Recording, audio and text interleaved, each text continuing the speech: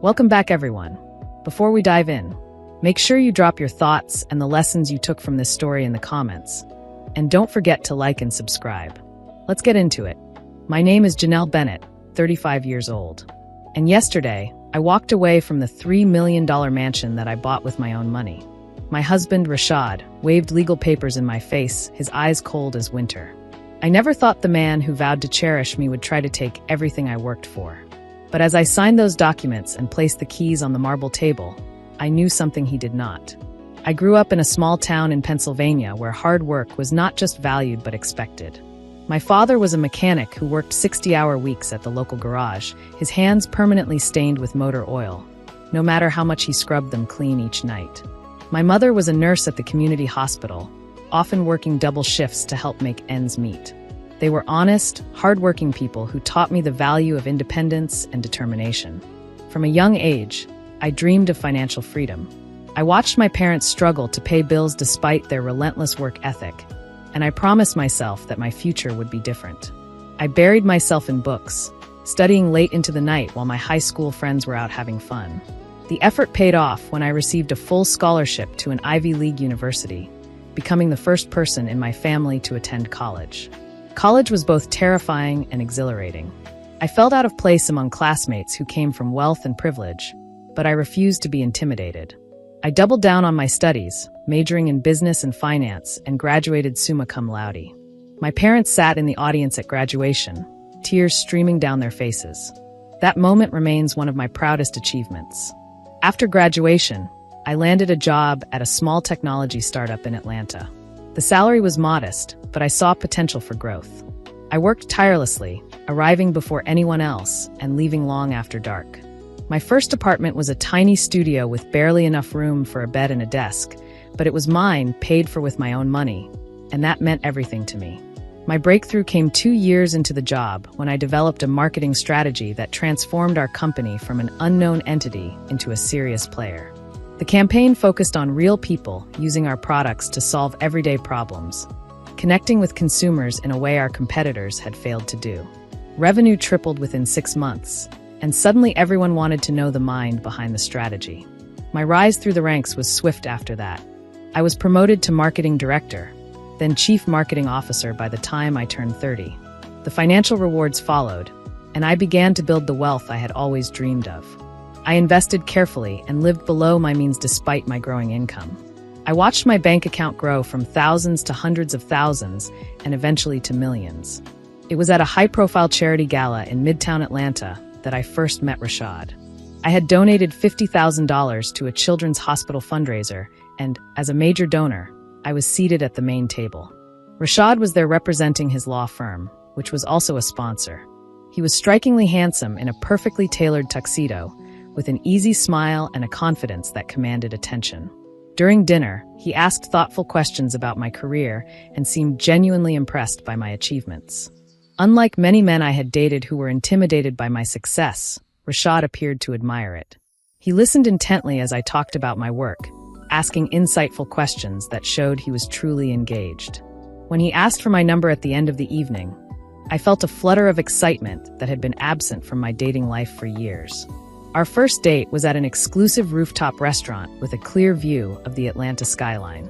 The conversation flowed effortlessly as we shared stories about our childhoods, our career ambitions, and our views on life. Rashad talked about his work as a corporate attorney and his dream of starting his own firm someday. He spoke with such passion that I could not help but be drawn to him. What followed was a whirlwind romance. Rashad took me to the finest restaurants, surprised me with weekend getaways to bed and breakfasts in Asheville, North Carolina, and once arranged a private viewing at the High Museum of Art. He was thoughtful, romantic, and seemingly supportive of my career and independence. 6 months later, he proposed at another hospital gala, after announcing a $100,000 donation made in my honor. I said yes without hesitation. In those early days, we would stay up late discussing our future. Rashad talked about us as equals, partners in life who would support each other's dreams. He even suggested we might start a business together, combining my marketing expertise with his legal knowledge. Everything he said reinforced my belief that I had found someone who would never ask me to diminish myself for his ego. Our wedding day arrived exactly 1 year after we met, an elegant affair at an historic estate outside Atlanta. 200 guests witnessed our union, including my proud parents and Rashad's extensive network of colleagues and friends from the legal community. My father, a man of few words, gave a heartfelt speech about how grateful he was to see me with someone who appreciated my strength and determination. In the months leading up to the wedding, I made a significant decision. With my investments performing exceptionally well and a substantial bonus from work, I purchased our dream home. A colonial-style mansion in Buckhead with 6 bedrooms, 7 bathrooms, a swimming pool, mature trees, and meticulous gardens. The price was $3 million, a sum that once seemed impossible but was now within reach. I bought the house in my name because we were not yet married, and because I paid for it entirely from my own funds. The mansion featured soaring ceilings with hand-carved crown molding, original hardwood floors that gleamed in the sunlight, and floor-to-ceiling windows that filled every room with natural light. The owner's suite occupied an entire wing, with a sitting area, a fireplace, and a bathroom that rivaled those in luxury hotels. The kitchen had top-of-the-line appliances, custom cabinetry, and marble countertops. There was even a temperature-controlled wine cellar. When I showed Rashad the house, his eyes widened in appreciation. He walked through each room, admiring the craftsmanship. When I told him I was considering buying it, he embraced me and said, "This is perfect for us. You have such an eye for value. This property will only appreciate." He praised my financial acumen when I closed in my name. He called it smart tax planning. The first year of our marriage was blissful. We traveled extensively to Santa Fe, New Orleans, and Seattle, and hosted dinner parties where Rashad proudly introduced me to colleagues and friends, boasting about my achievements. We seemed to be the perfect power couple, each successful in our own right, but stronger together. The first hint of trouble came subtly. We were discussing garden renovations when I mentioned adding a meditation area. Rashad frowned and asked whether it was a good investment, calling it unnecessary. I brushed it off, but similar comments followed. When I purchased a new car, he asked if I had consulted him first.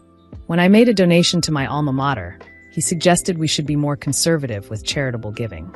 Each comment was delivered casually, as if I would be unreasonable to object.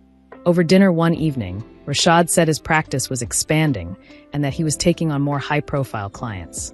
Then he suggested it might be time for me to step back from my career, so we could start a family. We had always discussed balancing both, and he had praised women who navigated motherhood and leadership. His sudden change in perspective left me uneasy. When I reminded him of our earlier conversations, he looked almost confused. He said he had not considered how demanding it would be on me to juggle both, and asked if I wanted our future children raised by nannies. I tried to rationalize his concerns as care, but the message was clear. Step back. Rashad began asking to review our accounts together, insisting that we should be fully transparent. It sounded reasonable, but his scrutiny of my personal spending was invasive. He questioned purchases, investments I considered, and even lunches with colleagues. One evening, I came home late to find him at my laptop. He said he was just looking over our investments and noticed I had moved funds.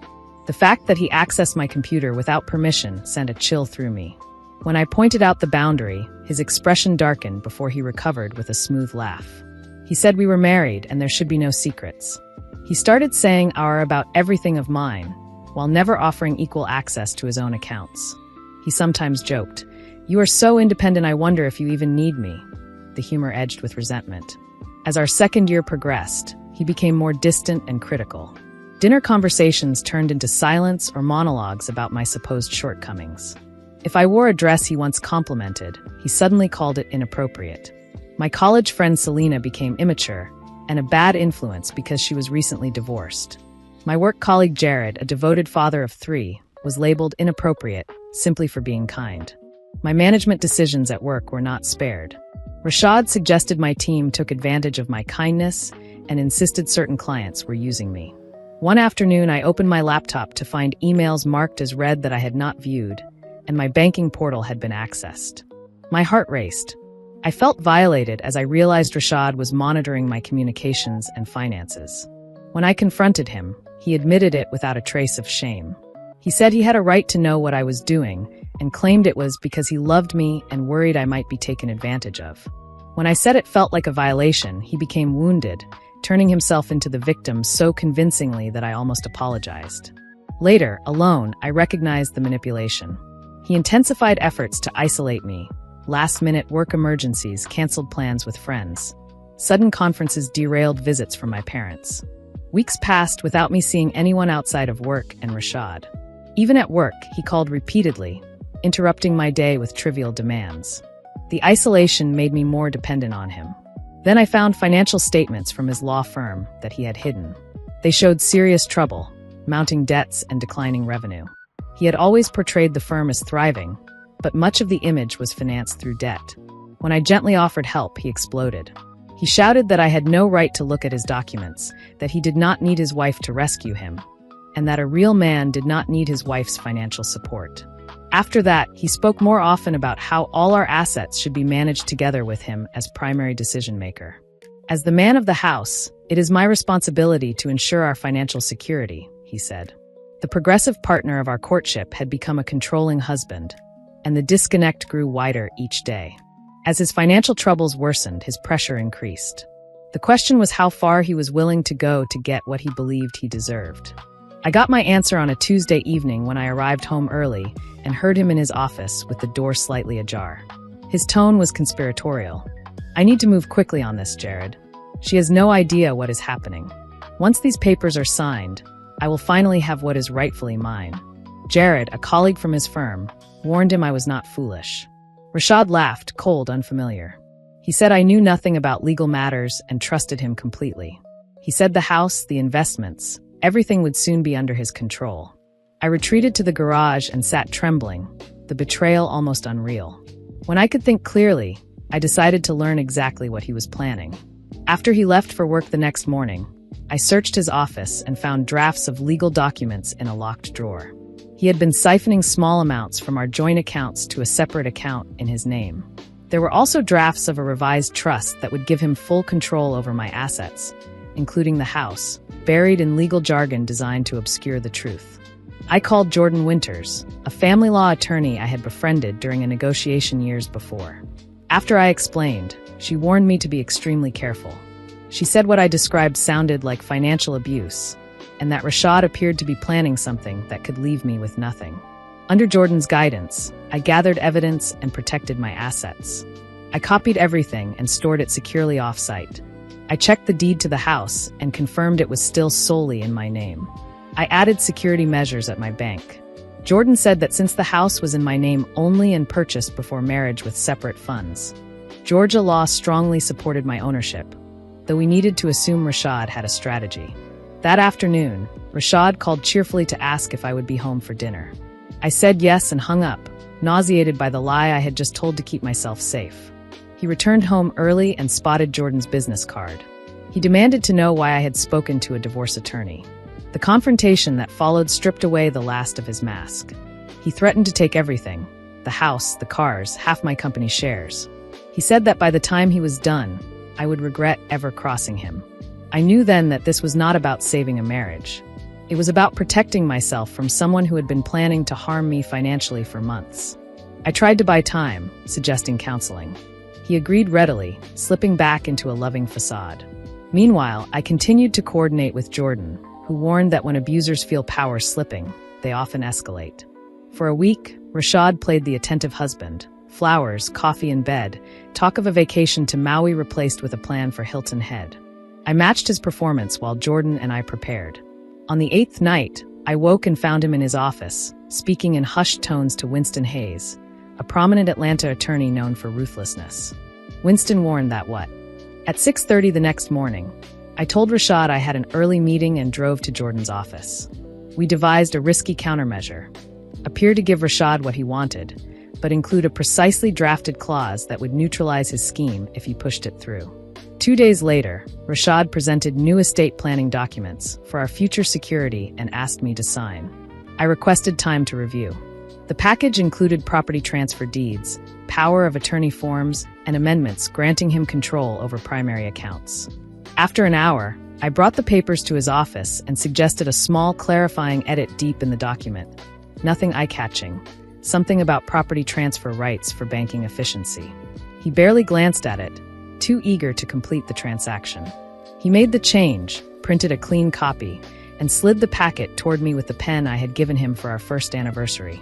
"Just a few signatures," he said, voice gentle, eyes hard. I thought about the girl from Pennsylvania who had dreamed of independence and steadied my hand. He mocked my hesitation. "Sign, Janelle." I signed, page after page, calm on the surface, focused on the trap we had set. A repurchase option clause that would give me the right to buy back the property for 20% of its market value during the next 5 years. He initialed beside it, oblivious. I capped the pen and placed my keys on the table. Rashad turned, confused. I told him that since the house was no longer mine, I should not keep the keys. I had already packed a bag. He tried to reframe everything as a formality. When I headed for the door, he grabbed my arm. I removed his hand and told him he had what he wanted, on paper, and that I was leaving. At my hotel, I texted Jordan. "It is done." She replied, "Get some rest. Tomorrow will be interesting." I slept more soundly than I had in months. Whatever happened next, I had reclaimed control of my life. Jordan called the next morning. It was unfolding as predicted. Winston had reviewed the documents and discovered our addition. The repurchase option clause, properly initialed, meant I could exercise my right to buy back the mansion at a fraction of the value. Jordan had already filed the paperwork. We met at Jordan's office to review next steps. The reception area hummed with motion. In the conference room, Rashad sat at the far end of the table, immaculate exterior fraying at the edges. Beside him, Winston looked grim. Jordan opened with courtesy and clarity. Rashad erupted, calling it fraud. Winston argued that we inserted a clause without proper disclosure. Jordan slid copies across the table, showing Rashad's initials next to every change. She calmly detailed the evidence we were prepared to present. Financial records, emails, recordings of threats, and corroborating statements establishing a pattern of financial abuse and attempted coercion. Winston's posture shifted from attack to damage control. He asked what we wanted. Jordan's terms were simple. I would exercise the option and retake the house. Rashad would relinquish all claims to my personal assets and business interests. In return, we would not pursue separate legal action that could end his career. We would settle quietly, but completely. Negotiations lasted for hours. Rashad alternated between rage and sullen silence. Winston measured what could be salvaged. By early afternoon, we had a signed agreement that protected my interests and kept the matter out of open court. As we prepared to leave, Rashad leaned forward and told me I would regret this. I looked at him and said he had never loved me, only what I could provide. In the weeks that followed, I moved back into my home. I changed the locks, repainted rooms, and replaced furniture that held too much memory. The house felt different, lighter, quieter, truly mine. My career, shaken by the turmoil, became a refuge again. Ideas returned. Confidence returned. I poured myself into new campaigns and led my team without distraction. Healing was slower. There were nights I woke in a cold sweat, haunted by how close I came to losing everything. There were moments of self-reproach when I wondered how I missed the signs. With therapy and the steadfast support of friends and family, I learned to forgive myself for trusting someone who did not deserve it. 6 months after that conference room, I established the Financial Independence Foundation, a nonprofit focused on helping women recognize and escape financially abusive relationships. We offered education on warning signs, legal clinics, and emergency grants for those needing immediate support to leave dangerous situations. Through this work, I met women from many backgrounds who echoed parts of my story. In helping them reclaim their independence, I found a deeper purpose for my pain. Looking back, I see the signs I ignored. The shift from admiration of my success to resentment of my independence. The subtle isolation from friends and family. The escalating monitoring and control of my accounts. These were not mere quirks or stress responses. They were calculated steps in a pattern of abuse disguised as concern. The most profound lesson was not only about money, but about trusting myself. I had quieted my intuition when it warned me. I do not do that anymore. Real partnership does not ask you to shrink to fit someone else's comfort. It does not treat your strength as a threat or your success as something to manage. The day I placed those keys on the table, I was not surrendering. I was making a strategic retreat that led to victory. Sometimes you let go of what matters in the moment to reclaim what matters most in the long run. I walked away to win back my life. I am the same woman who once studied under a dim lamp in a small Pennsylvania kitchen, imagining a future where I would stand on my own feet. I stand there now, clear-eyed, steady, and unafraid. Rashad's plan taught me exactly what I needed to know. I am not someone to be managed. I am not a resource to be mined. I am my own keeper. The house is quiet tonight. The garden light flickers against the hydrangeas. The kitchen marble gleams the way it did the first afternoon I walked in and knew I would buy it. I touch the countertop and feel nothing but peace. I am home. If you enjoyed this story, please like, comment, and share this video with your friends. Subscribe and turn on the notification bell so you never miss a powerful story drop.